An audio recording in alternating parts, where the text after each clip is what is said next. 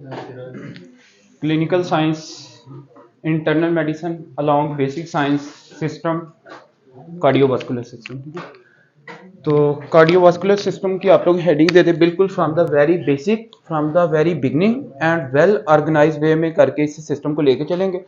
और तकरीबन अगर आप बात करें अपने बेसिक लेवल की, तो इसमें से तकरीबन 10 MCQs आपके पास बेसिक में से और साथ में इंटरनल मेडिसिन में से बनते हैं। ठीक है, तो वो हम देखेंगे। तो आप लोग हेडिंग दे दें कार्डियोवास्कुलर सिस्टम की। कार्डियो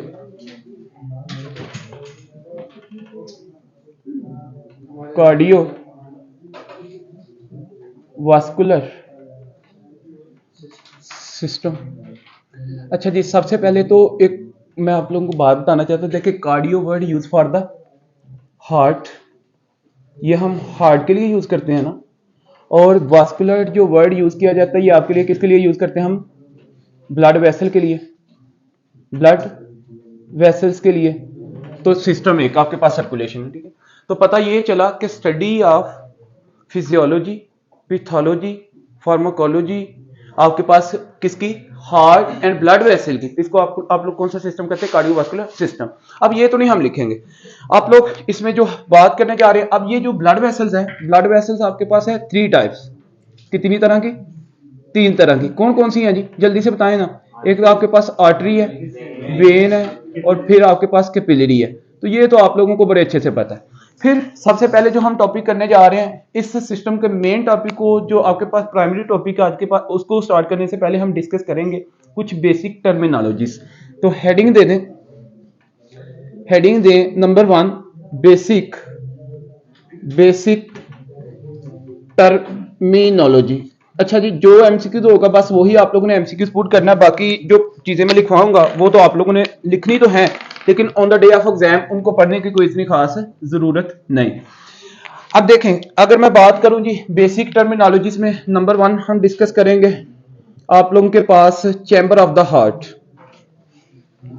चैम्बर ऑफ हार्ट, अगर हार्ट के चैम्बर्स की बात करें तो यहां पे याद रखिएगा, टोटल जो ह्यूमन हार्ट है ना, इसके 4 चैम्बर्स हैं। टोटल कितने चैम्बर्स हैं?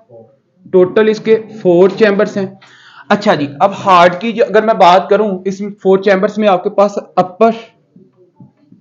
अपर 2 चैम्बर्स हैं, अपर 2 चैम्बर्स हैं, और आपके पास लोअर 2 चैम्बर्स हैं। ठीक होगा जी। अब अपर 2 चैम्बर्स में आपके पास क्या सिनेरियो है, यहां से एक छोटी सी डायग्राम से देख लें, एक साइड पे छोटी सी डायग्राम। वैसे हार्ट की जो सिंपल डायग्राम अगर आपने जल्दी जल्दी बनानी है फॉर अंडरस्टैंडिंग, तो वो सिंपल कुछ यूं आप लोग बनाएंगे। ठीक है, ऐसे आप लोग इसकी हार्ट की डायग्राम सिंपल। तो आप लोगों को पता है कि यहां पे जनाबली राइट एट्रियम है, राइट वेंट्रिकल है, लेफ्ट एट्रियम है, और लेफ्ट वेंट्रिकल। ठीक होगा जी। तो यहां पे पता ये चला कि अपर 2 1 एंड 2, ये आपके पास अपर 2 क्या है जी जनाबेली? राइट एट्रियम है, और क्या साथ में? लेफ्ट एट्रियम है। ऐसे ही है। फिर लोअर की अगर बात करें तो आपके पास क्या है?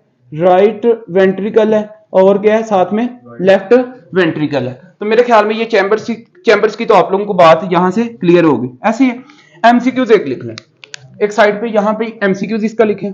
एमसीक्यूज आता है, और यहां से एक एमसीक्यूज क्या आता है? एमसीक्यू ये आता है कि most thickest and powerful, most thickest, most thickest and powerful, powerful जनाबेली आपके पास चैम्बर, चैम्बर ऑफ हार्ट। तो आपके ख्याल में इसमें कौन सा हो सकता है जी? Left ventricle. जबरदस्त। तो यहां पे आप लोगों ने लिखना है जी लेफ्ट वेंट्रिकल। तो ये आप लोगों को पॉइंट पता है। फिर नंबर 2 पे हेडिंग दें। यहां पे पहले तो आप लोगों ने ये किया बात की जी चैम्बर्स ऑफ द हार्ट। जो नंबर 2 पे आप लोग बात करने जा रहे हैं, आपके पास जो टॉपिक है वो है जी जनाबली वॉल ऑफ द हार्ट। तो लिखे वॉल्स, वॉल्स ऑफ हार्ट। ये बेसिक टर्मिनोलॉजीज हैं जो कि आप लोगों को पैथोलॉजी में, फिजियोलॉजी में, आप लोगों को फार्माकोलॉजी के अंदर भी हेल्प करेंगे। तो लिखें वॉल्स ऑफ द हार्ट में नंबर 1 तो लिखें जी यहाँ पे इसकी वॉल्व। अच्छा यार, अगर आपसे कोई वॉल्व की डेफिनेशन पूछे तो what is meant by valve? Valve क्या कहते हैं? वॉल्व आप हर उस चीज को कहते हैं जो एक डायरेक्शन आपको दे, जो यूनिट डायरेक्शन आपको दे। ठीक होगा जी। तो लिखें एनी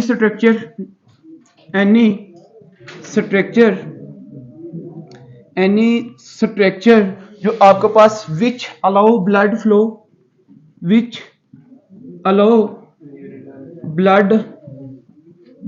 फ्लो इन, हाँ जी, यूनि डायरेक्शन। मतलब यूनि का मतलब क्या जी, एक डायरेक्शन, या फिर आप लोग इसमें लिख सकते हैं वन डायरेक्शन। ठीक हो गया। तो ये तो वाल्व की डेफिनेशन। अगर घरों की बात करें तो आप लोगों ने देखा कि टैंकियां जो हैं उनमें वाल्व लगे होते हैं ना, तो अब जब टैंकी पीछे से फॉर एग्जांपल मोटर चलाते हैं, आप कहते हैं यार वाल्व को ओपन कर दो, वाल्व ऊपर टैंकी के लिए पानी तो ऊपर तो भेजता है लेकिन वापसी को रोक देते हैं, ऐसे ही है ना। तो ये वन डायरेक्शन, यूनिट डायरेक्शन की बात आ गई। ठीक है। फिर लिखेंगे आप लोगों के पास नंबर 2 इसका पॉइंट लिखें कि टोटल ह्यूमन हार्ट के अंदर कितने वाल्व हैं जी, टोटल 4 वाल्व हैं। कितने टोटल लिखें, टोटल जनाब अली 4 वॉल्स हैं। अब कौन कौन से हैं उनके नाम लिख लें यहाँ पे। नंबर 1 यहाँ पे लिखें जी आपके पास जनाब अली ट्राइकस्पिड वाल, लिखें ट्राइकस्पिड वाल। ठीक हो गया। फिर आपके पास जनाब अली माइट्रल वाल। कभी भी देखें, मैं जब प्रैक्टिस कर रहा था उस दौरान मैंने हमारे एक प्रोफेसर थे सर इकबाल, ठीक है, तो मैं गया तो इसकी ना इंटरनल मेडिसिन की वार्ड में काम कर रहे थे। सर ने मतलब कि मैं प्रिस्क्रिप्शन लिख रहे थे ओपीडी में, बात ऐसी जनरली हुई कि वॉल्स के रिलेटेड ही ना, तो मैं मीटर बोलता जा रहा। सर कहते हैं क्या बोल रहे हो, मैंने कहा सर मीटर बॉल। कहते फिर बोलो, मैंने कहा मीटर, फिर कहते फिर बोलो, मैंने कहा सर मीटर बॉल इसमें क्या। सर कहते हैं बेटे एनाटॉमी नहीं पढ़ी, मैंने कहा सर पढ़ी हुई है। कहते हैं इसका नाम जो सही वाला है वो माइट्रल वाल। क्या इसकी प्रोनाउंसिएशन क्या है, माइट्रल वाल। तो आज के बाद आप लोगों ने भी क्या कहना है, माइट्रल वाल। और पता है इंटरमीडिएट में इस वाल को हम कहते थे बाइकस्पिड वाल। क्या, बाइकस्पिड वाल। तो लिख लें, लिखें जी आप लोग बाइकस्पिड वाल, बाइकस्पिड जनाब अली वाल। ठीक है। तो ये आपने पॉइंट याद। फिर इसके बाद अगर मैं नंबर 3 पे बात करूं तो आप लोगों के पास पल्मोनी वाल, फिर आपके पास जनाब अली क्या है, एओर्टिक वाल। तो ये आपके पास कितने वाल्व हो गए, टोटल 4 वाल्व्स। अब इन टोटल 4 वाल्व में देखें, अगर मैं बात करूं फर्स्ट इन 2 की, तो याद रखिएगा ट्राइकस्पिड वाल माइट्रल वाल की कॉम्बिनेशन को आप लोग क्या कहते हैं, हाँ जी, यहां पे याद रखिएगा, इसको कहते हैं आर्टीरियो वेंट्रिकुलर वाल। क्या, आर्टीरियो वेंट्रिकुलर वाल। ठीक है। तो इन दोनों के कॉम्बिनेशन को, और इसी को सिंपल आप लोग कहते हैं जनाब अली एवी। क्या ख्याल है, इसको एवी वाल कहते हैं ना। तो ये आप लोगों ने इसका भी पॉइंट याद रखना है। फिर अगर इन दोनों के कॉम्बिनेशन की बात करें तो इनको अपना एक मतलब के नाम है, इसको आप लोग कहते हैं जी सेमी ल्यूनर वाल। क्या कहते हैं, सेमी ल्यूनर वाल। अब यहां पे एक बात याद रखें, सेमी का मतलब क्या है जी, हाफ। सेमी का मतलब क्या है, हाफ। और ल्यूनर का मतलब होता है मून। क्या, मून। ये जो वाल्व है ना, हाफ आपको नजर आते हैं मून की तरह, इसलिए इनका नाम क्या है, सेमी ल्यूनर वाल्व। नेक्स्ट, अच्छा, अब इनकी जो अगर मैं मजीद इनको थोड़ा सा एलैबोरेट करूं, याद रखिएगा ओपनिंग एंड क्लोजिंग इन दोनों की जो है ना, ट्राइकस्पिड वाल और माइट्रल वाल की जो ओपनिंग लिखें, ओपनिंग एंड क्लोजिंग एट, हाँ जी, सेम टाइम। इन दोनों की जो ओपनिंग है, अगर फॉर एग्जांपल ये ओपन होगा ना आपके पास, मतलब कि ये जो ट्राइकस्पिड वाल है, फिर आपके पास जो माइट्रल वाल यहां पे है, इन दोनों की ओपनिंग और क्लोजिंग एक टाइम पे होगी। अगर ये पहले हो रहा है या ये बाद में, वो कोई ना कोई आपके पास क्या है, पैथोलॉजी होगी। ठीक है। ये आपने पॉइंट याद रखना है। अब अगर हम इसकी बात करें सेमी ल्यूनर वाल की, तो इन दोनों की जो ओपनिंग और क्लोजिंग है ना, ओपनिंग एंड क्लोजिंग एट, हाँ जी, एट सेम टाइम। भाई पता ये चला कि इसकी राइट वेंट्रिकल की और लेफ्ट वेंट्रिकल की, इन दोनों की जो ओपनिंग और क्लोजिंग है वो क्या है, सेम टाइम पे। मतलब क्या, यहाँ पे पल्मोनी वाल है, यहाँ पे आपके पास क्या है, एओर्टिक वाल। तो मेरे ख्याल में आप लोगों को ये पॉइंट क्लियर हो गया। Any question please. ये बिल्कुल बेसिक है, बेसिक टर्मिनोलॉजीज है। ठीक है। तो 13 DC को आ गया और टाइम ले लिटिल बिट हम वो बात करेंगे जब वो बंडल ऑफ हम पढ़ेंगे ना इसकी हार्ट की कंडक्शन पाथवे, उसमें मैं बात करूंगा, लेकिन लिटिल बिट इतना कोई मेजर वो नहीं है, समझ रहे हैं ना मेरी बात को। वो क्यों होता है, किस वजह से होता है, इसकी फंक्शन क्या है, वो बात आएगी। लेकिन कहने का मतलब ये है कि ऑलमोस्ट इनकी सिमिलर, ठीक है, विद लिटिल बिट डिफरेंस, ठीक है। तो ये आपने पॉइंट याद रखना। अच्छा जी, अब नेक्स्ट देख लेते हैं। एक लिखें जी नोट, एक नोट लिखें और क्वेश्चन आता है ये ना, अभी थोड़ी देर तक इसकी मैं बात भी करूंगा।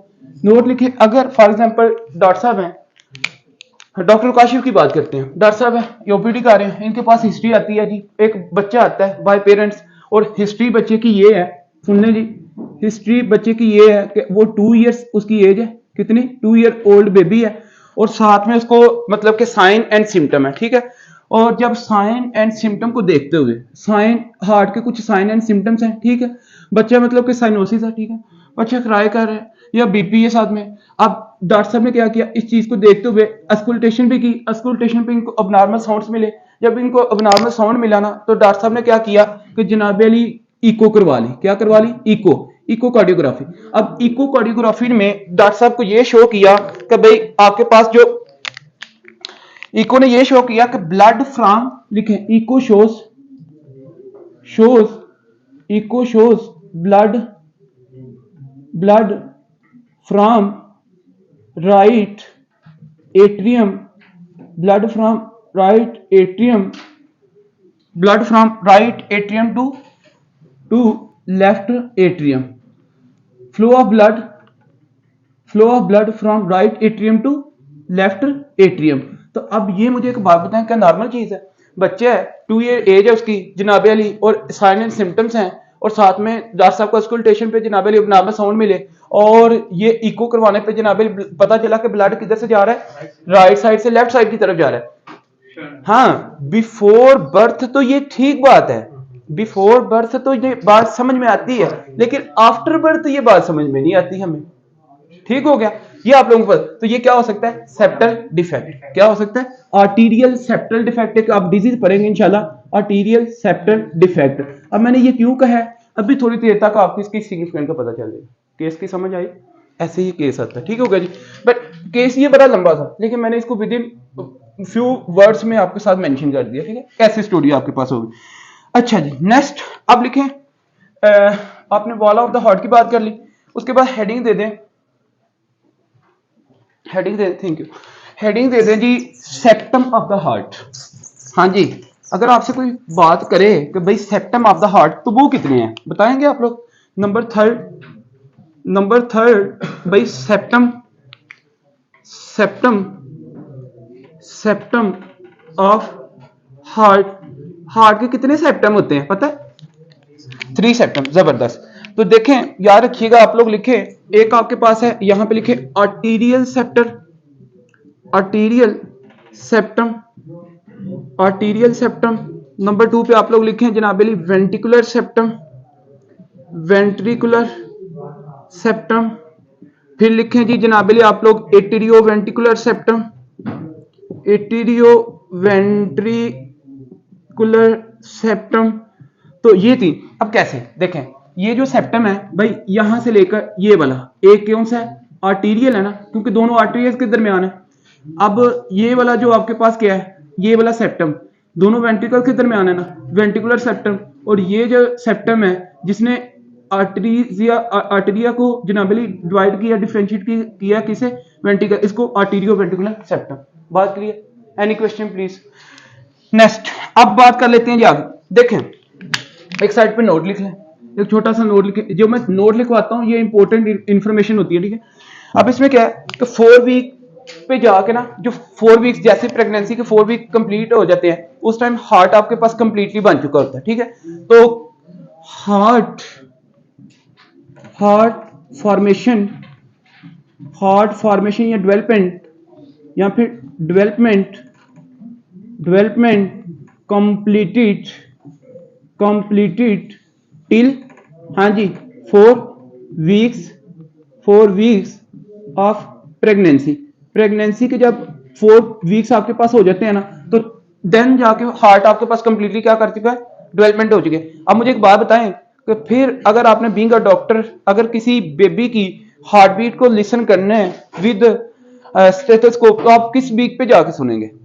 डेफिनेटली 4 वीक्स पे जाके, ऐसे ही है ना। तो and heart beat can listen, आप लोग सुन सकते हैं एट, हाँ जी, एट 4 वीक। ठीक हो गया ना। तो ये आप लोगों को पॉइंट पता होना चाहिए। टिल 4 वीक्स भी लिख सकते हैं, आप लोग बात कर सकते हैं एट 4 वीक। तो ये कुछ बेसिक टर्मिनोलॉजीज थी। हेडिंग दे देगी fitter circulation, main topic fitter circulation.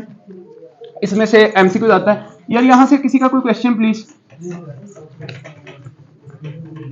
मेरे ख्याल में बेसिक टर्मिनोलॉजीज क्लियर हो गई है ना एम्ब्रियोलॉजी के हिसाब से, और अभी बाकी फिजियोलॉजी के हिसाब से तो कुछ आपके पास हैं, सिस्टोलिक, डायासिस्टोलिक, ये वो सारी, तो वो तो बाद में हम करेंगे।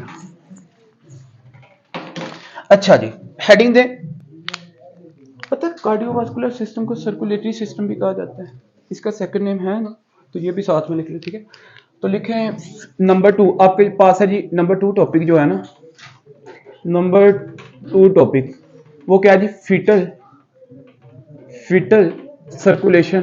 भाई जिस बंदे ने इस पे इसके ऊपर कंसंट्रेशन की, फोकस किया, उस बंदे को, तो उस बंदे के यहाँ से एमसीक्यू 2 एमसीक्यू क्लियर है, और 100% यहाँ से 2 एमसीक्यू क्लियर। ये भी मैं आपको गारंटी से कह रहा हूँ, 2 एमसीक्यू 100% क्लियर है। आइदर आप एफसीपीएस की बात कर लें, आप पीएमसी की बात कर लें, एमडी एमएस की बात कर लें, प्लैब की बात कर लें, आप यूएसएमएलई की बात कर लें। एक यूएसएमएलई में 2 क्वेश्चन है यहाँ से, और आप बार बार देखेंगे, ये क्लियर सी बात है। अच्छा जी, लिखें जी नंबर 1, पॉइंट टू पॉइंट इस टॉपिक को आपने लिखना है, पॉइंट टू पॉइंट। ठीक है, नंबर 1 जी लिखें blood circulatory system, blood circulatory system, blood circulatory system in foetus before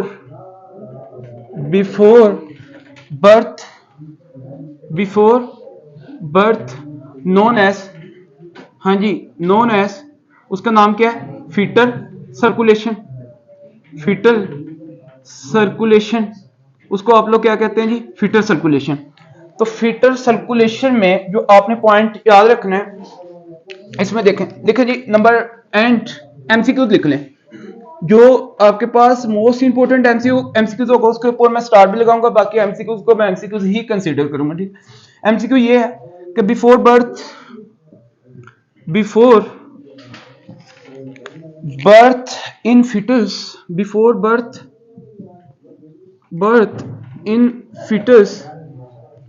in foetus lungs, हाँ जी, लंग्स आर नॉट वर्किंग, या फिर नॉन फंक्शनल, या फिर इमेच्योर। ठीक होगा जी भाई, before birth in foetus lungs are not working, या फिर लंग्स आर कोलैप्स। आपके पास क्या होते हैं जी? Collapse, in form of collapse, या फिर नॉन फंक्शनल। ये बात आप लोगों ने याद रखनी है। ठीक होगा जी। नेक्स्ट, इसके बाद लिखें आप लोग गैसियस एक्सचेंज। नंबर 2 पे जो पॉइंट आपने लिखना है, नंबर 2 पॉइंट, वो आप मेंशन करेंगे जी, before gaseous exchange in the blood, gaseous exchange. अब देखें ना, जब लंग्स यहाँ पे काम नहीं कर रहे, तो यार फिर गैसियस एक्सचेंज का काम कौन कर रहा है? तो ये भी हमें मतलब के पॉइंट को देखना, gaseous exchange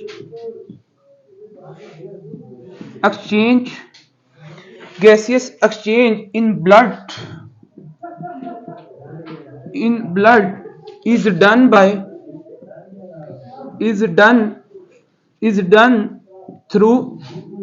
is done through mother placenta. हाँ जी, किससे? Mother placenta. अब याद रखिएगा, placenta is a thickest structure between which responsible for connection between mother and foetus. ये आप लोगों को पॉइंट यहां से पता होना चाहिए। ठीक होगा जी, connection between mother and foetus, simple एक साइड पे लिख लें, connection between mother and foetus, तो ये तो यहां से पॉइंट आपके पास क्लियर होगी। फिर लिखें इंपॉर्टेंट शंट, भाई आपकी बुक में इंपॉर्टेंट शंट कुछ लिखे हुए हैं, उनकी बात करते हैं। लिखें नंबर 3 पे जो पॉइंट है इंपॉर्टेंट शंट, हेडिंग भी बुक ने दी है इंपॉर्टेंट शंट के साथ, तो लिखिए जी इंपॉर्टेंट, और यहां से एमसीक्यू है इंपॉर्टेंट शंट थे, इंपॉर्टेंट शंट। देखें जो टॉपिक हम फिजियोलॉजी से पढ़ेंगे उसी की बेस पे पैथोलॉजी में उसका टॉपिक करेंगे। फिजियोलॉजी हम करेंगे फर्स्ट से स्टेप 1 से बीआरएस से, पैथोलॉजी हम करेंगे फर्स्ट स्टेप 1 से, उसके बाद सीके 2 से, और पैथोमा और बीआरएस फिजियोलॉजी में जो आपके दी है। कहने का मतलब ये है फिजियोलॉजी दो के साथ आएगी और पैथोलॉजी आपके चारों बुक से आएगी। ठीक होगा जी, तो इसी की बेस पे आप लोगों ने पैथोलॉजी करनी है, इसलिए इस टॉपिक को आप देख लीजिएगा। ठीक है, तो इंपॉर्टेंट शंट, अगर हम बात करें जी इंपॉर्टेंट शंट की, तो ये आपके पास 3 शंट है। कितने? 3 शंट। नंबर 1, भाई बात सुनिए, इंपॉर्टेंट नंबर 1 आपके पास क्या है जी, डॉक्टस आर्टरियोसिस या डॉक्टस वीनस। डॉक्टस, ये डॉक्टर डक्ट है, डॉक्टस वीनस, डॉक्टस वीनस। नंबर 2 पे लिखें जी, नंबर 2 आपके पास है डॉक्टस आर्टरियोसिस, डॉक्टस आर्टरियोसिस। और फिर लिखें नंबर 3 पे जनाब अली फोरामेन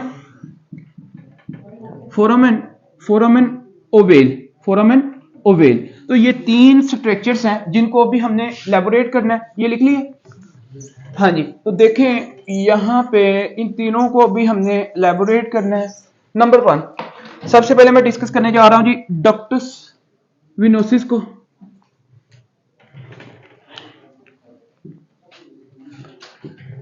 डक्टस विनोसिस, इसके बारे में लिखिए नंबर 1 पॉइंट, भाई इनके पॉइंट लिखते जाइएगा। नंबर 1 पॉइंट डक्टस विनोसिस का, इसमें आपके पास ये है डक्ट विच कनेक्ट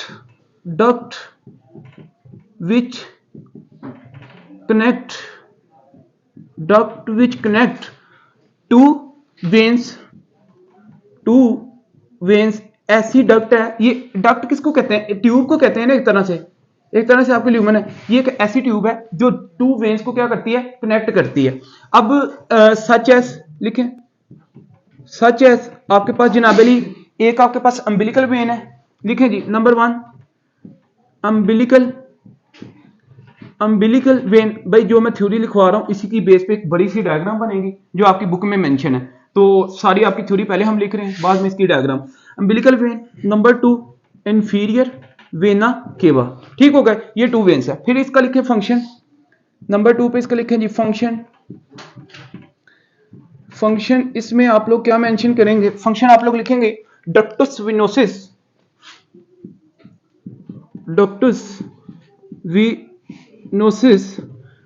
जनाबे ductus venosus bypass, ductus venosus give bypass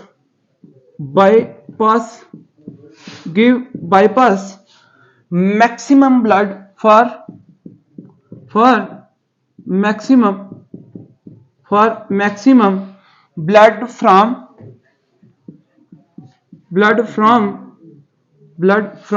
liver। देखें मैं इसकी बात करने लगा हूं। अच्छा जी, कहता है डॉक्टर विनोसिस गिव बाईपास, ये एक बाईपास देता है for maximum blood from the liver. भाई वो ब्लड देखें, जो फीटस है ना, इसका जो लिवर है वो होता है इमेच्योर, वो होता है नॉन फंक्शनल। ठीक है, अब जो फीटस है, फीटस का जो लिवर वो इमेच्योर है, नॉन फंक्शनल है, तो फिर उसकी तरफ ब्लड को जाना चाहिए? नहीं ना जाना चाहिए। फिर वहां से एक बाईपास बनता है, उसे अभी डायग्राम में देखें, वहां से एक बाईपास बनता है जो सीधा ब्लड चला जाता है इंफीरियर वेना केवा में। ठीक हो गया। अम्बिलिकल वेन जो कि जा रही होती है बिल्कुल लिवर के पास, और लिवर से सीधा इंफीरियर वेना केवा में, वहां पे एक बाईपास बनती है, और बाईपास कौन बनाता है? डॉक्टस विनस। एमसीक्यू। अब लिखें जी, इसके बारे में बात कर लेते हैं। डॉक्टस जी,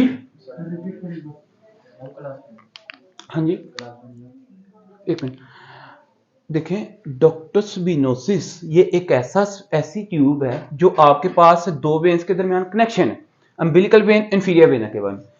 फंक्शन क्या है?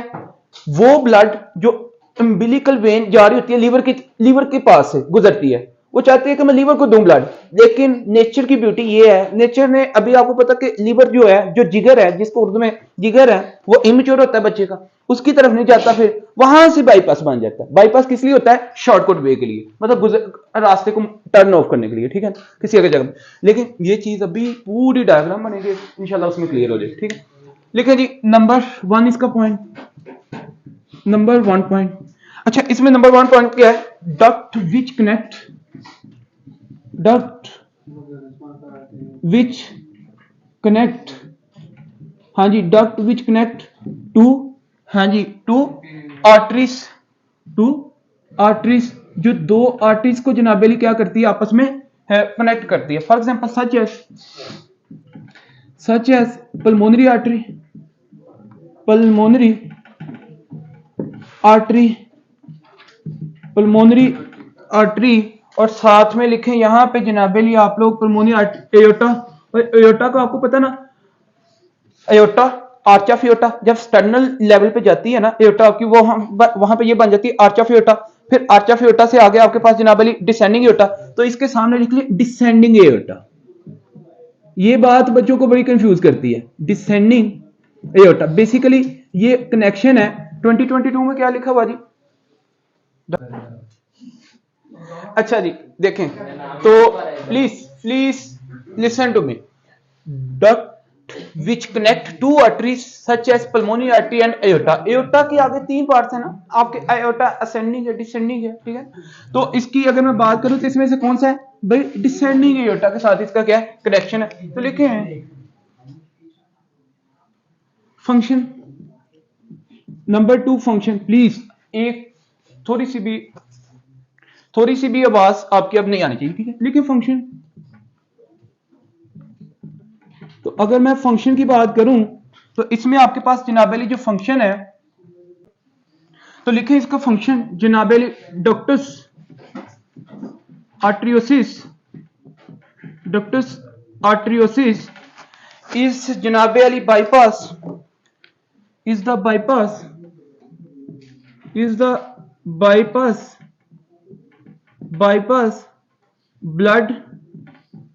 blood from lungs। भाई मेरा आप लोगों से क्वेश्चन है, मुझे एक बात बताएं, फीटस के जो लंग्स हैं, जो फेफड़े हैं, क्या ये मैच्योर होते हैं कि इमेच्योर? इमेच्योर। तो फिर क्या लंग्स के पास ब्लड जाना चाहिए? नो। उस ब्लड को रोकने के लिए आपके पास कौन सा डक्टस है? डक्टस आर्टरियोसिस। क्लियर बात होगी। लिखें जी फोरामेन ओवेल, फोरामेन ओवेल का नंबर 1 पॉइंट, इसका जो नंबर 1 पॉइंट है वो क्या है? लिखें foramen ovale is an hole, foramen ovale is an whole, foramen ovale is an whole present physiologically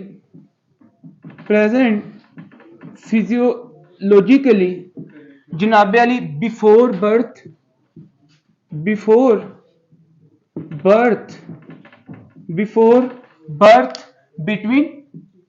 between two आर्टरियस।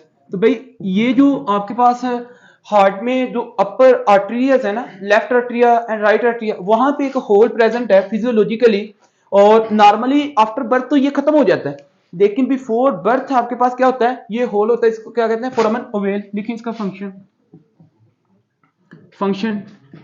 भाई अगर फंक्शन की बात करते हैं तो यहां पे आप लोगों को पता होना चाहिए, फंक्शन की बात करें तो लिखें फोरामेन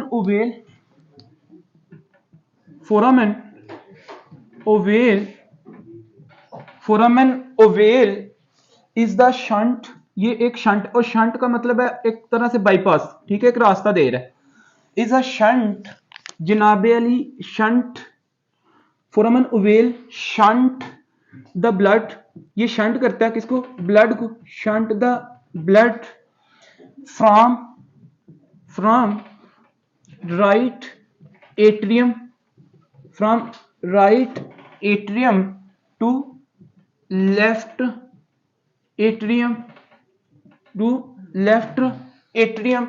and अब आगे ये भी लिखें, एंड को यहां पे लिखना है, ठीक है। and pumped जनाब Ali into and pumped into the aorta to supply head and जनाब अली बॉडी।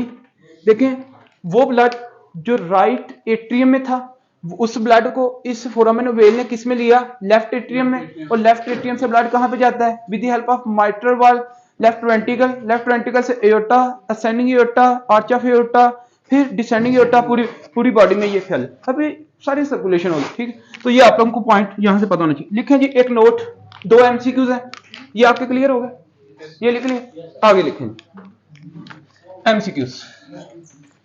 किसी का कोई क्वेश्चन जी इसमें से? 2 एमसीक्यूज लिख लें।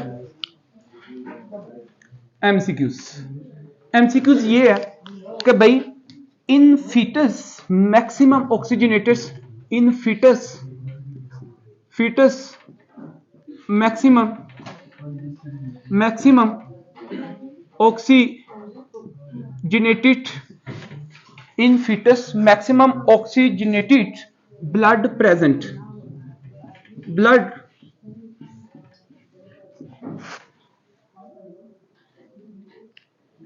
in fetus maximum oxygenated blood present in dash, एक MCQs. Number 2 MCQs, in fetus maximum deoxygenated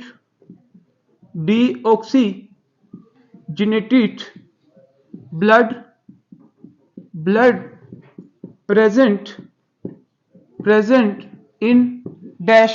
तो भाई याद रखें, अब देखें नॉर्मली तो ऐसा होता है ना, oxygenated blood present in the artery and deoxygenated blood present in the when, normally तो ये है। फीटस में क्या है, यहां पे ऑपोजिट लिखें, अम्बिलिकल वेन, ये एमसीक्यूज है। ठीक है भाई, in foetus maximum oxygenated blood present in the umbilical vein, in foetus maximum deoxygenated blood present in the umbilical artery. जबरदस्त, अम्बिलिकल आर्टरी। और याद ये भी रखें फिर कि अम्बिलिकल वेन आपके पास, अगर आपसे कोई पूछे अम्बिलिकल वेन कितनी होती है फीटस में, तो 1 कितनी 1, तो अगर आर्टरी की बात करें तो 2। भाई कोई यानी क्वेश्चन यहाँ? नेक्स्ट आगे बात कर लेते हैं, हेडिंग दें जनाब Ali, diagram foetus circulation, diagram of foetus circulation. अब बड़े ऑर्गेनाइज वे में, बड़े वेल मैनेज वे के साथ आप लोगों ने ये डायग्राम बनानी, पूरे एक पेज पे बनानी है। ये ना हो कि उसी पे आप लोग जनाब अली नोट्स और एक पेज आप रखेंगे थ्योरी के लिए और एक पेज आप लोग रखेंगे जनाब अली डायग्राम के लिए। वेल ऑर्गेनाइज वे में माइक्रो राइटिंग के साथ डायग्राम होगी, पूरी सर्कुलेशन आपकी आ जाएगी। ठीक है, फीटस की नहीं, वो एंड पे बात करते हैं। अच्छा जी, for example this is a simple 4 chamber human heart, this is a simple, भाई ये आप लोगों को, this is a simple 4 chamber human heart. ठीक हो गया, यहां पे आपके पास है जी right atrium, right ventricle, left atrium, left ventricle. मेरे साथ साथ बनाते जाएं प्लीज। ठीक है, अच्छा जी, अब सुन ले प्लीज डॉक्टर साहब, यहां पे फ्रॉम द अपर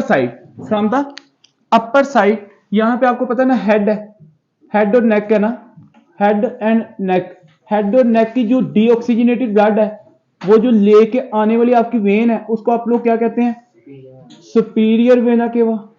क्या जी, सुपीरियर वेना केवा। ठीक होगा, सुपीरियर वेना केवा। फिर नीचे से जो आपके पास बॉडी का डीऑक्सीजनेटेड ब्लड है, उसका नाम क्या है, इंफीरियर वेना केवा, इंफीरियर वेना केवा। अच्छा, अब ये दोनों आपके पास जो ड्रेन करती हैं किसके अंदर, हाँ जी आपके पास जो ना राइट एट्रियम में, ठीक होगा जी, राइट एट्रियम में ये ड्रेन करती हैं। फिर अब यहां पे सुन लें, इस साइड पे आप लोग इस तरह करेंगे, यहां पे आपके पास है जी प्लेसेंटल टिश्यू, ये मदर साइड है। फॉर एग्जांपल ये क्या है, मदर साइड, और मदर साइड में यहां पे आपके पास लंग्स हैं, क्या जी, लंग्स हैं, और यहां पे पड़ा हुआ है जी आपके पास, फॉर एग्जांपल मैं ये कह लेता हूं कि ये प्लेसेंटल टिश्यूज हैं, क्या, प्लेसेंटल टिश्यूज, प्लेसेंटल जनाबेली टिश्यूज, प्लेसेंटल सेल्स की बात कर लेते हैं, ठीक, प्लेसेंटल सेल्स की बात कर लेते हैं, ये आपके पास है।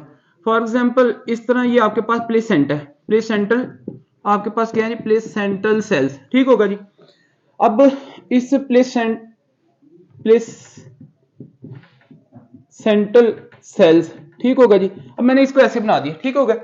अब ये तो मदर साइड है, अगर मैं बात करता हूं यहां से, याद रखिएगा मदर साइड पे आपके पास यहां पे ये जो लंग्स है, लंग्स से जनाब ऑक्सीजन को कैरी करना किसका काम है, एचबी का, हीमोग्लोबिन का, एचबी है यहां पे विद ऑक्सीजन, ये एचबी विद ऑक्सीजन जनाब अली कहां से, ये जो प्लेसेंटल टिश्यूज है ना, जो सेल, यहां से एक आपके पास वेन निकलती है, यहां से एक आपके पास वेन निकलती है कुछ यूं, ये आपके पास वेन, और इसका नाम क्या है, अम्बिलिकल वेन, कौन सी, अम्बिलिकल वेन, ठीक होगा। अब यहां पे जनाब अली आपके पास पड़ा हुआ है लीवर, ये इसको थोड़ा सा छोटा कर लेते हैं, तो ये आपके पास जनाब अली क्या है जी, सपोज कर लें कि ये ऐसे कुछ यूं लीवर पड़ा हुआ है, ठीक हो गया जी।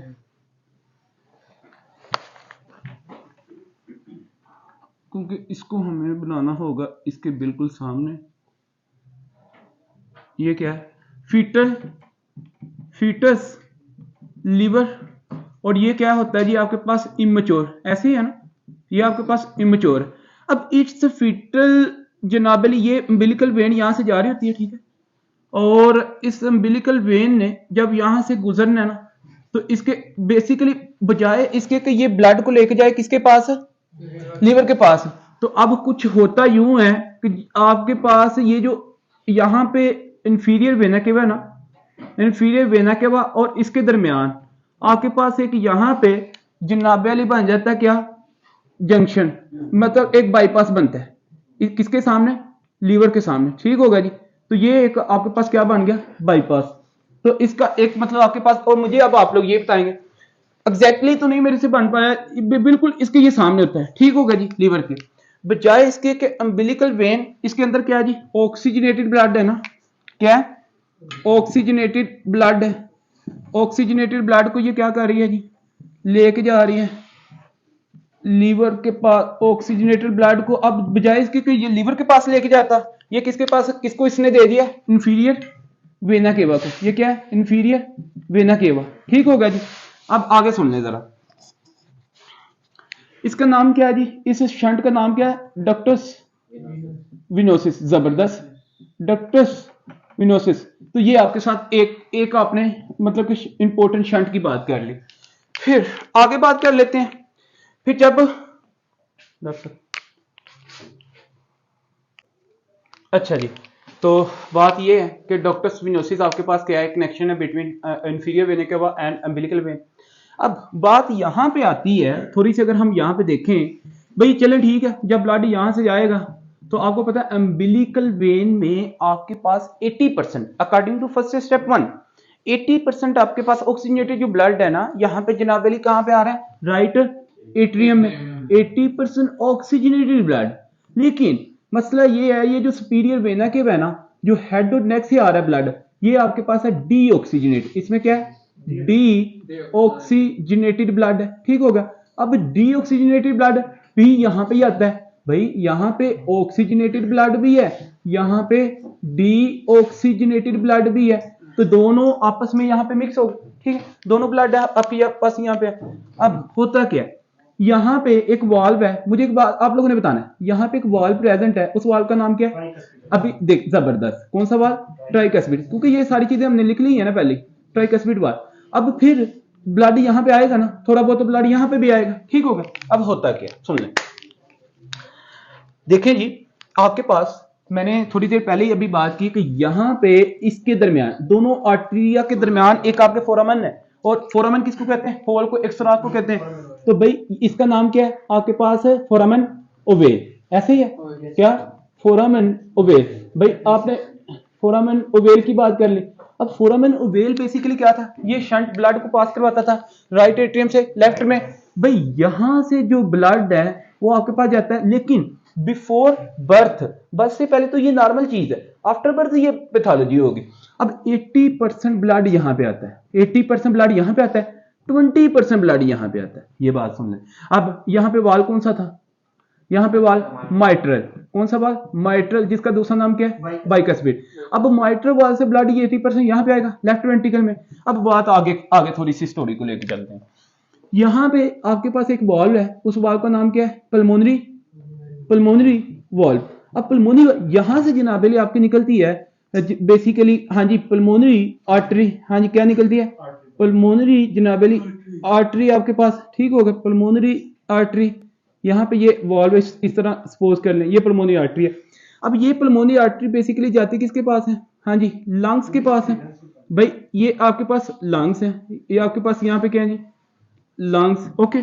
तो अब मुझे एक बात बताएं, अगर हम बात करें जी फीटस की, तो मुझे अब पल्मोनरी आर्टरी कितनी है जी, पल्मोनरी आर्टरी आपके पास कितनी है यहाँ पे, 2।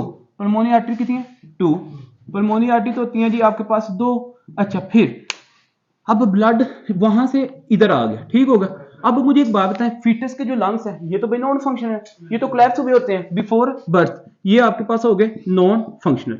ये मतलब इसका क्या जी, नॉन फंक्शनल, नॉन फंक्शनल। अब मुझे ये बताएं भाई यहाँ पे आइदर ये 20% ब्लड ही क्यों नहीं है, क्या ये ब्लड आना चाहिए यहाँ लंग्स के पास, नहीं ना आना चाहिए। अब आगे सुन लें, ये आपके पास जो है लेफ्ट वेंट्रिकल, यहाँ पे आपके पास एक वॉल है, उसका नाम क्या है, एओर्टिक वॉल। अब जनाबे अली यहाँ से एओर्टा आपके निकलता है, ऐसे ही है। अब जब एओर्टा आपके निकल, एओर्टा फिर आपके पास असेंडिंग एओर्टा, फिर स्टर्नल लेवल पे आर्च ऑफ एओर्टा, यहाँ पे जनाबे अली आर्च आपके पास आर्च ऑफ एओर्टा, और यहाँ पे इस लेवल पे फिर आपके पास क्या है, डिसेंडिंग एओर्टा, ऐसे है। ये आपके पास क्या है, डिसेंडिंग एओर्टा। फिर यहाँ पे अगर मैं बात करूं, इसका नाम क्या है, डिसेंडिंग एओर्टा। अब हमने एक बात कही थी कि वो ब्लड जो पल्मोनरी आर्टरी में आएगा फ्रॉम द, हाँ जी, राइट वेंट्रिकल, वो आपके पास जाएगा इन दो, यहाँ पे बजाय इसके कि वो लंग के पास जाए, वो जनाब अली एक कनेक्शन होगा, उस कनेक्शन बिटवीन जनाब अली आपके पास डिसेंडिंग एओर्टा एंड, हाँ जी, आपके पास पल्मोनरी आर्टरी, इसका नाम क्या था, डक्टस, डक्टस आर्टरियोसिस। जबरदस्त, ये चीज, ये मुझे चाहिए आप लोगों का पैशन, डक्टस आर्टरियोसिस। तो ये ही तो चीजें हैं भाई सीखने वाली, ठीक हो गया जी। अब ये आप लोगों को पॉइंट पता चल गया। फिर अब पर लंग से, फॉर एग्जांपल, अब मैं एक जनरली बात करने लगा हूं, लंग से जो ब्लड है, जो ऑक्सीजनेटेड वैसे नॉर्मली ब्लड होता है, वो कौन लेके जाता है, पल्मोनरी, आपके पास वेन होती है, पल्मोनरी वेन होती है ना। तो यहां पे अगर मैं बात करूं जनाबली आपके पास पल्मोनरी वेन्स की, तो पल्मोनरी वेन्स आपके पास 4 इन नंबर्स हैं, ये कितनी होती हैं, 4। पल्मोनरी वेन 4, पल्मोनरी आर्टरी कितनी, 2। तो ये पॉइंट आप लोगों को यहां से क्लियर होगा। फिर मेरा आपसे ये क्वेश्चन है, मुझे आप लोग ये बताएंगे कि भाई ये जो ब्लड आया या फिर बाकी यहां से जो ब्लड आया, वो सारा का सारा जो ब्लड है आपके पास, मुझे एक जनरली सी बात बताइएगा कि ये ब्लड कहां पे जाएगा। मतलब चले इसको मैं क्रॉस कर लेता, यहां से ना, यहां से मैं क्रॉस करके नीचे ले आता हूं। मतलब कि ये आपके पास जो ब्लड है, फॉर एग्जांपल, ये आपके पास किस लेवल पे जाएगा, मतलब यार ये आप लोगों को मैंने इससे क्रॉस कर लिया, लेकिन ये आता ऊपर से, ठीक है ऐसे। अच्छा देखें, ये आपके पास टिश्यू लेवल पे जाएगा ना, किस पे, टिश्यू लेवल। मतलब टिश्यू लेवल से मुराद क्या है कि भाई बॉडी पे, कहां पे, पूरी बॉडी में। अब पूरी बॉडी क्या करेगी, यहाँ पे ब्लड को, ऑक्सीजनेटेड ब्लड को यूज करेगी, ऐसे ही है। अब हम फीटस की सर्कुलेशन की बात करें, जब जनाबे अली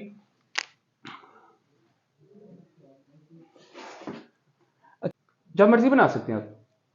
अच्छा जी, फिर टिश्यू लेवल पे, अब मेरा आपसे ये है, मुझे आप लोगों ने बताना है भाई इस टिश्यू लेवल, आप लोगों को पता है ये बात, तो आप लोगों aerobic respiration from the biochemistry. यहां पे आपके पास होगी एरोबिक रेस्पिरेशन। क्या? Aerobic respiration. अब एरोबिक रेस्पिरेशन की अगर मैं बात करूं तो इसमें पता है आपको क्या होता है? इसमें ऑक्सीजन प्लस C6H12O6 किसका फार्मूला जी? ग्लूकोज का ना। अब जब ये आपके पास मिलते हैं ना तो इसका जो प्रोडक्ट है ना, जो आउटकम है, इसका आउटकम है वो आपके पास क्या है? वो आपके पास बनती है जी एटीपी। बॉडी को एटीपी चाहिए, एटीपी है। इसका आउटकम आपके पास जनाब H2O है और इसका आउटकम आपके पास CO2 है। अब मेरा आपसे ये क्वेश्चन है, ये जो कार्बन डाइऑक्साइड है ये वापस जाएगी ना? वापस जाएगी कि नहीं जाएगी? तो याद रखिएगा यहां से टिश्यू लेवल से आपके पास यहां से कुछ आपके पास आर्टरीज हैं जो जाती हैं इस प्लेसेंटा की तरफ। किधर? प्लेसेंटा। और मुझे एक बात बताएं, उसका नाम क्या था जो आपके पास डी ऑक्सीजनेटेड ब्लड लेके जाती है फीटस के अंदर? Umbilical artery. और कितनी थी वो? 2। जबरदस्त। तो ये मैंने 2 क्या बना दी? Umbilical artery. यार आप लोगों को सर्कुलेशन समझ आई? अम्बिलिकल आर्टरी, ये है जी अम्बिलिकल आर्टरी। तो ये आप लोग, और ये कितनी है? ये है जी 2। अच्छा, अब इसमें क्या होगा? इसमें आपके पास कार्बन डाइऑक्साइड वाला ब्लड है। अब मुझे एक बात बताएं भाई, यहां पे आपके पास Hb और CO2 होगी ना? CO2 है। अब मुझे एक बात बताएं, अब होगा कुछ यूं कि भाई आपके पास Hb तो यहां पे रहेगी, Hb यहां पे। अब ये जो कार्बन डाइऑक्साइड है ना वो आएगी यहां पे, CO2 यहां पे आई। अब ये यहां से ऐसे देखें, Hb का काम क्या था? ऑक्सीजन को यहां पे लेके आना। अब ऑक्सीजन यहां से चलेगी, Hb रहेगी। अब ये जो Hb है ये इस कार्बन डाइऑक्साइड को कैरी करेगी और लेके जाएगी किसके पास? मदर लंग्स के पास। फिर ऑक्सीजनेशन होगी, फिर सर्कुलेशन चलेगी। मेरे ख्याल में सारी चीजें आपकी सर्कुलेशन में जो चीजें आपने पढ़ी थी चेक कर लें अगर कोई क्वेश्चन आप लोगों का जी। अच्छा नेक्स्ट, अब इसमें देखिएगा आप लोगों ने आगे देखना है, लिखे नोट लिखें जी एक साइड पे। इस पूरी सर्कुलेशन के लिए आप लोग एक लिख लें नोट। अच्छा, इसके ना कुछ स्टेप्स दिए हुए हैं, कुछ स्टेप्स यूं हैं, आप लोग लिखें इसमें कि no mixing of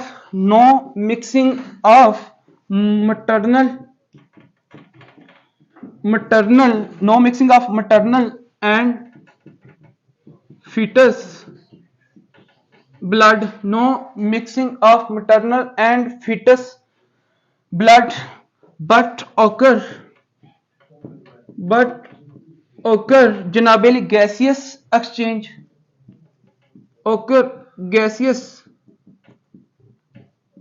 exchange, no mixing of maternal and fetus blood but occur gaseous exchange। gaseous exchange हो रहा है भाई, कोई मिक्सिंग हो रही है? देखें ये यहां से जा रही है, ये यहां से आ रही है, कोई मिक्सिंग है? No mixing. ठीक है, तो ये आप लोगों ने एक पॉइंट यहां से याद रखना है। अगर तो मिक्सिंग हो जाती है, क्योंकि कुछ ऐसी पैथोलॉजीज भी हैं, कुछ ऐसे डिसऑर्डर्स हैं जिनमें मिक्सिंग होती है, वो आपके पास होती है RH इनकम्पेबिलिटी। ठीक हो गया जी, तो वो इंशाल्लाह पढ़ेंगे। एक डिजीज का नाम आर्थरोब्लास्टोसिस, उसके अंदर भी इंशाल्लाह डिस्कस करेंगे। वो आपके पास आर्टरीज है, इसी की फिजियोलॉजी की बेस पे हमने पैथोलॉजी डिस्कस करनी है, और ये आप लोगों को पता होना चाहिए। अच्छा जी, लिखें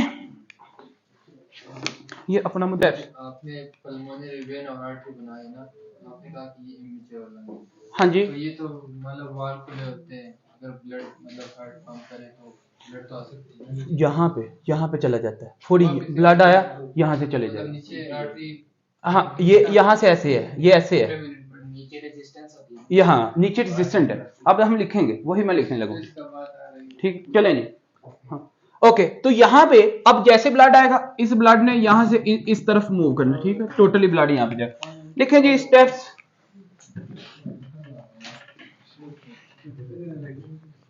कुछ स्टेप्स लिखने हैं, यहां से मैं आपको समझाऊंगा भी और इधर स्टेप्स लिखते जाएंगे। ठीक है, ताकि ये चीजें क्या वाकई में आपने वही पढ़ी हैं। तो लिखें जी स्टेप्स। क्या आपने जो पढ़ा है वो आप अप्लाई कर पा रहे हैं कि नहीं? अब स्टेप्स क्या हैं? नंबर 1 लिखें आप लोग यहां पे, blood entering foetus through, blood entering foetus via, हाँ जी, via the umbilical vein, via the umbilical, यही चीज umbilical vein, umbilical vein is conducted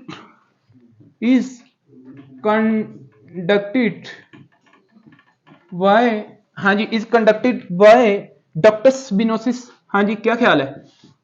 ductus venosus, ductus venosus, ठीक होगा जी। Into inferior vena cava, into inferior vena cava, ठीक हो गया जी। बाय बाईपासिंग लिखें,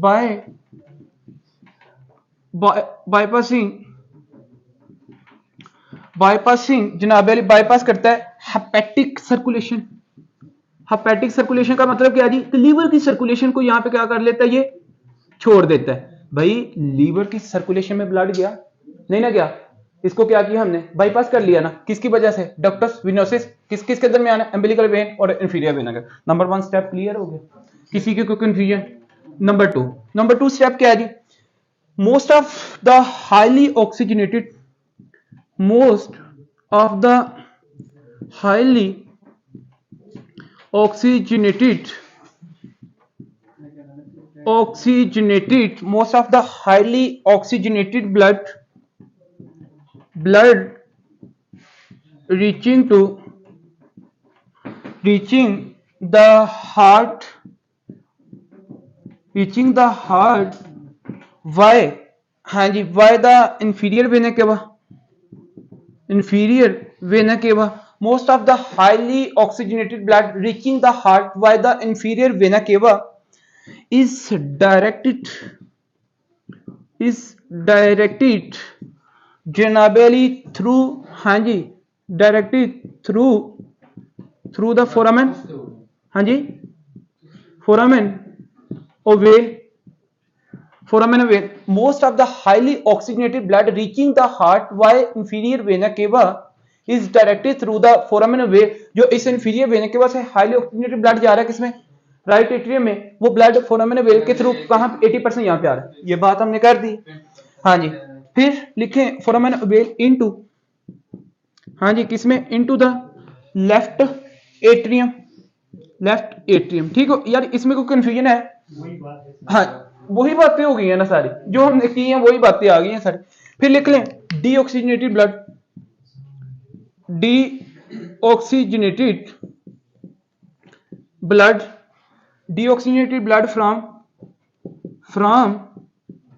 from superior vena cava passes via the right atrium, फिर जनाब अली राइट वेंट्रिकल, ठीक होगा जी, राइट वेंट्रिकल, और फिर आगे क्या है? मेन पल्मोनरी, हाँ जी, पल्मोनरी आपके पास क्या है जी? Artery, main pulmonary artery.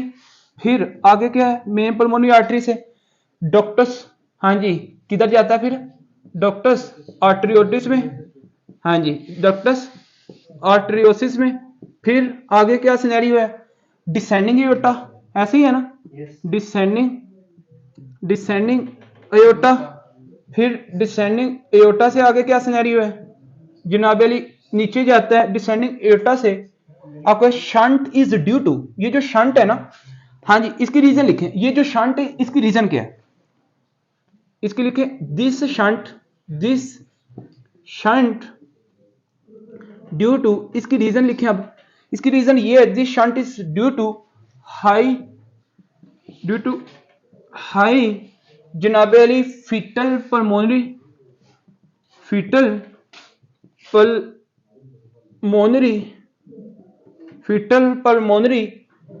Artery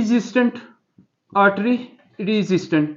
तो ये फीटल पल्मोनरी आर्टरी रेजिस्टेंट होने की वजह से जनाब अली आपके पास कहां पे चला जाता है? इधर। देखें भाई, ये तो कोलैप्स होते हैं ना लंग्स। मुझे एक बात बताइएगा, ये लंग्स क्या होते हैं? कोलैप्स। डॉक्टर साहब आपके लिए कोलैप्स होते हैं, क्या ये ब्लड को रिसीव करेंगे? नहीं। ब्लड कहां पे स्टे करेगा? पल्मोनरी आर्टरी में। जब पल्मोनरी आर्टरी में ब्लड रहेगा, ब्लड उधर से भी आएगा, ब्लड इधर भी रहेगा, तो फिर ब्लड कहीं ना कहीं जाएगा ना, प्रेशर की वजह से। समझा? जी लीवर के साथ तो वैसे ही बाईपास हो जाता है ना, उधर तो बाईपास बन गया हुआ, ठीक है। नहीं उधर कोई कनेक्शन वो बाद में बन जाता है, लेकिन फिलहाल कोई कनेक्शन, इसकी सर्कुलेशन को वैसे ही कट ऑफ कर देते हैं, ठीक है। अच्छा जी लिखें यार, एनी क्वेश्चन प्लीज। कौन सा? ये थर्ड पॉइंट है ना। हाँ, deoxygenated blood from superior vena के बाद, देखें ये सुपीरियर वेना के बाद डीऑक्सीनेटेड ब्लड किसमें है? राइट एट्रियम में। राइट एट्रियम से ब्लड किसमें? आपको राइट वेंट्रिकल में। राइट वेंट्रिकल से ब्लड किसमें? पल्मोनरी आर्टरी में रेजिस्टेंट होने की वजह से ब्लड, हाँ जी, कहाँ पे जाता है? डॉक्टर आर्टरी से किसमें? Descending aorta. डिसेंडिंग एओर्टा से बॉडी टिश्यू लेवल पे, बॉडी लेवल पे, वहां पे यूज मतलब आगे चला जाता है, ठीक है। तो ये पॉइंट आप लोगों को याद होना चाहिए। नेक्स्ट लिखें जी आगे, एमसीक्यूज। एमसीक्यूज क्या है? एमसीक्यू ये है कि विच केमिकल मीडिएटर, सुन लें जी, which chemical mediator, which chemical mediator mainly keep responsible for opening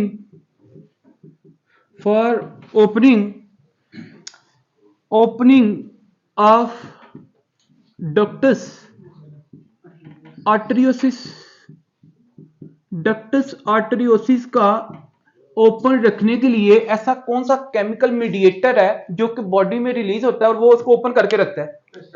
तो याद रखें जी, एमसीक्यू बड़ा इंपॉर्टेंट है जी, इसके ऊपर सवाल लगाएं। प्रोस्टाग्लैंडिन, और we know very well from the general pathology, prostaglandin की अपनी डिफरेंट टाइप्स हैं। इसकी टाइप 1 भी है, सॉरी इसकी PGE1 है, PGE2 है, ठीक है। तो याद रखें इसमें जो आपके पास है वो लिखें E1 एंड E2 है।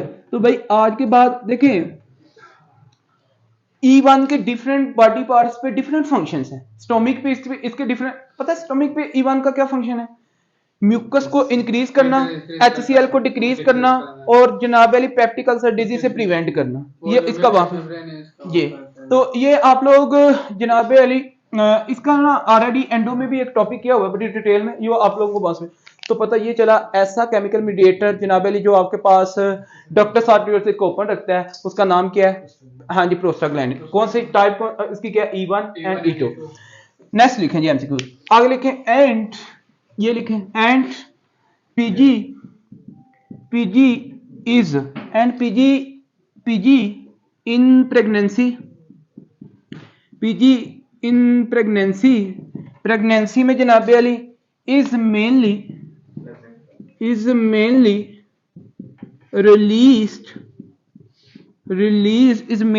released by placenta. भाई ये प्लेसेंटा से आपके पास रिलीज होती है, तो ये आप लोगों को पॉइंट यहां से पता। देखें पीजी के बारे में ये भी बात याद रखिएगा, जब आपके पास जो सेल मेम्ब्रेन, मैं जल्दी से क्विक रिव्यू, जो सेल मेम्ब्रेन है ना, सेल मेम्ब्रेन की जो आपके पास इसकी कंपोजिशन वो लिपिड बाय लेयर है, फैट से बनी हुई थी। जब फैट आपके पास जनाबली बहुत ज्यादा हो, फॉर एग्जांपल किसी पेशेंट का आरटीए हुआ है, रोड ट्रैफिक एक्सीडेंट है, उसमें लिपिड बाय लेयर जो आपकी ब्रेकडाउन होगी, लिपिड बाय लेयर जब ब्रेकडाउन होगी तो एक एंजाइम का नाम है फास्फोलाइपेज A2 ये कन्वर्ट करता है उस लिपिड को किसमें? आर्किडोनिक एसिड में।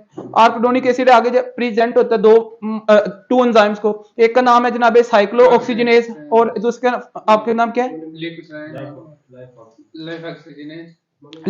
साइक्लोऑक्सीजिनेज फास्फोलाइपेज। इस तरह मतलब दो एंजाइम्स हैं इसके, मतलब कि दोनों एंजाइम्स को ये प्रेजेंट करता है आर्किडोनिक एसिड। एक में आपके पास लिकोट्राइंस बनते हैं, एक में आपके पास बनते हैं जनाब क्या चीज है? आपके प्रोस्टाग्लैंडिन की अपनी टाइप्स हैं और इसकी आपकी अपनी लिकोट्राइंस की अपनी टाइप्स हैं, ठीक। ये मैंने ऑलरेडी कवर किया हुआ है, आप लोग वहां से देखेंगे, ठीक है।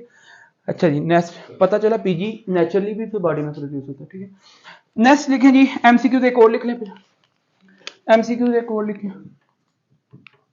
एमसीक्यू क्या है? Ductus arteriosum soon, ductus arteriosum soon after birth के बाद close within few hours कुछ ही घंटों के बाद बर्थ की जनाब अली ये क्या हो जाता है, क्लोज हो जाता है with few hours, but normally लिखें डक्टस आर्टेरियोसिस फिजियोलॉजिकली आप लिखें physiologically soon after birth close within few hours but in some but sometime it remain generally open, remain ये आपके पास क्या रहता है, ओपन। और जब ये रिमेन ओपन रहता है ना तो इसको फिर क्या कहते हैं, इस कंडीशन को patent ductus arteriosus, patent ductus arteriosus. तो ये आप लोगों को, और इसी को कुछ डॉक्टर्स कहते हैं persistent ductus arteriosus, persistent ductus arteriosus. तो मेरा ख्याल है कि ये तो कंसेप्ट क्लियर हो गया। अब होता ये क्यों है, क्योंकि देखें मुझे एक बात बताएं, तो भी प्लेसेंटा का काम है प्रोस्टाग्लैंडिन को रिलीज करना। जब प्लेसेंटा ही नहीं होगा बॉडी में तो कोई प्रोस्टाग्लैंडिन रिलीज करेगा नहीं। तो प्रोस्टाग्लैंडिन E1 E2 का काम क्या था, डक्टस आर्टेरियोसिस को ओपन करके रखना। जब प्रोस्टाग्लैंडिन E1 E2 नहीं होगा तो क्या ये ओपन रहेगी आफ्टर बर्थ, नहीं ना रहेगी। अब ये उन बच्चों में आपके पास ओपन रहेगी जिनमें पहले से ड्यूरिंग बर्थ प्रोस्टाग्लैंडिन का लेवल में भी बहुत ज्यादा रेज हो और वो काम नहीं हुआ, उसकी वजह से ये ओपन है। अब इसको कम करने के लिए, इस पीजी के लेवल को कम करने के लिए हम कुछ ड्रग्स यूज करते हैं। लिखें जी एमसीक्यू जी, देखिए मेरी बात सुने, पेटेंट डक्टर आर्टेरियोसिस जो है ना, डक्टर आर्टेरियोसिस आपके पास एक कनेक्शन था। अब कुछ लोगों में देखें, अब मैं एक बात, जब आपके पास डिलीवरी हो गई है प्लेसेंटा रिमूव कर दिया जाता है, प्लेसेंटा रिमूव कर दिया जाता है ना। जब प्लेसेंटा नहीं है तो पीजी होगा, प्रोस्टाग्लैंडिन होगी नो। तो क्या डॉक्टर आर्टेरियोसिस आपके पास जनाब अली ओपन रखने वाला कोई बंदा होगा नो। जब प्रोस्टाग्लैंडिन नहीं है वो ओपन ही होगा, तो नॉर्मली इसे क्या होना चाहिए, क्लोज होना चाहिए ना, क्लोज। तो ये कुछ लोगों में प्रोस्टाग्लैंडिन का लेवल बहुत ज्यादा रेज रह जाता है बच्चों में, इसलिए ये ओपन रहता है। अब होता क्या, सिनेरियो आगे, एक ऐसी, या फिर एक तो ये कंडीशन है, कुछ ऐसे वायरल इन्फेक्शंस भी हैं जिनकी वजह से अगर तो वो ड्यूरिंग प्रेगनेंसी हो जाए, अगर तो मदर को अगर ड्यूरिंग प्रेगनेंसी वो वायरल इन्फेक्शन होता है तो जनाब Ali virus can cross to placenta and can lead to PDA, patent ductus arteriosus, और उस वायरस का नाम है रूबेला वायरल इन्फेक्शन। लिख लें एमसीक्यू, ये भी एमसीक्यू है जी, एमसीक्यू लिख लें जी, एमसीक्यूज है। आप लोग लिखें रूबेला वायरस इन्फेक्शन, हाँ जी, इंक्रीज रिस्क ऑफ, हाँ जी, पीडीए। मैं ये बात सही कह रहा हूं ना, तो ये भी आपको पॉइंट पता होना चाहिए। ठीक हो गया डॉक्टर साहब। नेक्स्ट लिखें जी एमसीक्यूज। अब बीइंग अ डॉक्टर, अगर किसी पेशेंट में ये पेटेंट डक्टस आर्टेरियोसिस है किसी बच्चे में, तो आफ्टर बर्थ तो ये नॉर्मली नहीं है ना भाई, आफ्टर बर्थ ऐसा होना चाहिए नो, आफ्टर बर्थ ऐसा सीन नहीं होना चाहिए। आफ्टर बर्थ तो बच्चे के फिर लंग्स कोलैप्स एक्सपेंड कर देते हैं, वो डिओक्सीजनेटेड ब्लड को कैन बी ऑक्सीजनेट, ऐसे ही है ना। तो अगर ये आफ्टर बर्थ, हाँ बल्कि यार इसकी बात करेंगे इंशाल्लाह इसकी पैथोलॉजी पे, पैथोमा पे, ठीक है, इसके डिसऑर्डर पे बात करें। अब अगर आप बीइंग अ डॉक्टर इस लेवल पे इसको क्लोज करना चाहते हैं तो आप ऐसी कौन सी मेडिसिन देंगे जिससे ये क्लोज करेंगे। लिखें ड्रग ऑफ चॉइस, एमसीक्यूज है, लिखें ड्रग ऑफ चॉइस, हाँ जी, drug of choice to close ductus, please to close ductus arteriosus. भाई drug of choice to close ductus arteriosus after, हाँ जी, आफ्टर बर्थ के बाद ही करना ना, ड्यूरिंग बर्थ तो थोड़ी, ड्यूरिंग प्रेगनेंसी थोड़ी करना, हाँ जी बिल्कुल। After drug of choice to close, या फिर आप ऐसे लिखें, बल्कि ऐसे लिखें drug of choice for PDA, जबरदस्त, फॉर पीडीए। तो भाई अब इसके लिए क्या है जी, आपके पास एनसिड्स है, क्या चीज है, एनसिड्स। और लिखें जी ASAID एनसीड्स। अब एनसीड्स की अगर मैं बात करूं ना तो एनसीड्स में आपके पास एग्जाम्पल भाई मोस्ट इंपॉर्टेंट एग्जाम्पल आपके पास क्या है जी? Number 1 indomethacin, indomethacin. और यार ये तो एग्जाम के लिए हाई यील्ड पॉइंट है, बार बार पूछा जाता है, इसको ना भूलिएगा, ठीक। फिर इसके अलावा भी आप और भी याद रखें, इब्रूफिन, आइब्रूफिन, आइब्रूफिन, हाँ जी आइब्रोफिन,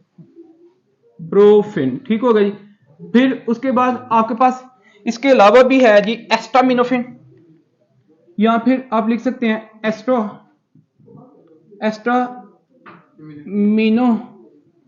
एस्टामिनोफिन, ठीक है। इसके मतलब कि देख लें एस्टामिनोफिन, ठीक होगा जी।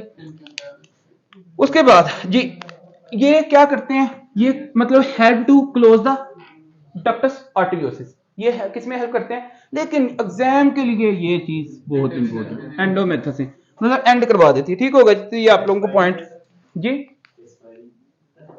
नहीं अभी एग्जाम पॉइंट ऑफ व्यू से आप एनसीटी के अंदर वो आता तो है, ठीक है ना। तो वो इसके अंदर ही आपको एंडोमेथासिन एग्जाम के लिए याद रखें, ब्रूफिन भी ना याद रखें यार, ये दे तो सकते हैं लेकिन हाँ ये है।